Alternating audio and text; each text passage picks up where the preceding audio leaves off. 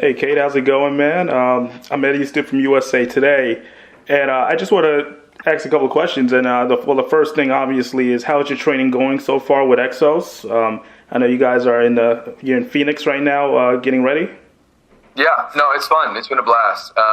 Sometimes it's tough because you train with these top athletes in the world, and I'm far from one, But it's fun. The grind is fun. The 2-3 day workouts are definitely a grind, but I'm enjoying the process, and so that's all you can really ask for.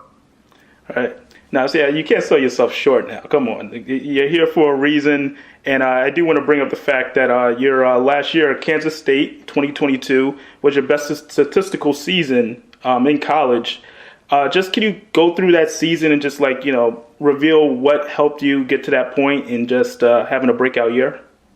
Yeah, I mean, every single year, it's the work ethic that I put in and the time after the workouts and the time after practice that try to set me apart from everybody else. And so, you can say that I had a great season this year, but I felt just as confident in my abilities the past couple of years. I go into fall camp, I go into spring ball, perform to the best of my abilities, and I was excited. You have these lofty expectations for the season of how you can do personally and how you can do as a team.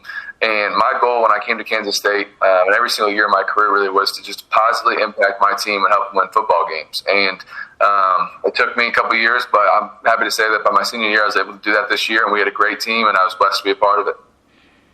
Definitely. And, obviously we can't avoid the obvious. Your father has the amazing story, going back to his whole journey to the NFL. Was there any advice that he gave to you, or, is he giving you advice, I should say, as you go through this process? No, 100%. I mean, he's a great role model to look up to, not only with his story, but just him being my dad, and going to people you care about, people you love to, and times of need. And I've had those times throughout my career. Those years I was talking about where I go into fall camp and the season comes and I'm texting him, I'm like, man, I think I have a great season this year. I'm doing this and that at fall camp. I'm beating these guys. I'm really confident in myself.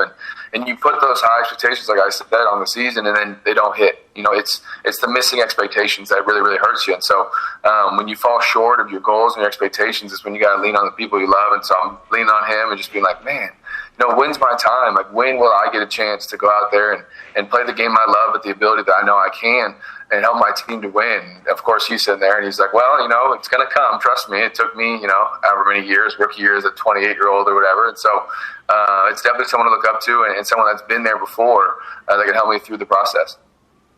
It's definitely great. And I'm going to assume that you caught the Super Bowl this past Sunday. Yeah, I was lucky enough to be there.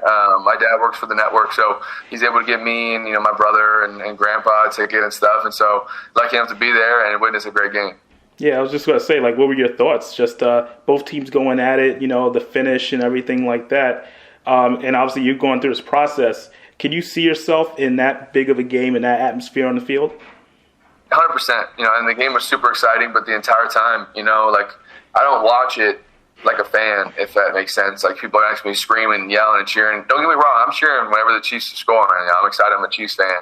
But I'm just watching it as kind of a player and just being like, man, even my family was being like, this could be you in a year. You know what I mean? Like, just that mentality of like, man, like this is my next step. Like, I feel like I belong when I'm at those games and stuff. And I know that sounds crazy to say and everything, but it just feels like that's where I want to be and that's where I'm going to be. And so it was exciting to go to it, especially during this process, and see, how close I am to that goal I've had my entire life. Definitely. And you just said, you're a Chiefs fan. Could you see yourself in that type of offense and, going through everything like what Andy Reid has set up with the offense, as well as having a guy like Patrick Mahomes throwing you passes? Is that some place that you could see yourself fitting in? Yeah, I mean, I think I could fit into really any offense in the league. But that's the thing, the Chiefs' offense, though, the way they are a little bit of a run and gun, and they spread people out, and they have Mahomes' arm to really attack deep. I think any offense, I'm able to go out there and do my best in the short, medium, and deep passing game, and go out there and find holes in the zone and beat man and do everything offense needs me to do if that offense has a role for me, And so I would love to be on the Chiefs. I'd love to be on any team. I'm just blessed to be here in this process and blessed to have an opportunity. Definitely. And I have one more question for you. Now, obviously, you could take this either way you want. It could be a current player or a past player. Is there a player that you could compare yourself to or that you ever want to emulate being in terms of your career? looking up for sure. Looking up, my dad was in the Cardinals, and they had Larry Fitzgerald and Anquan Bolden.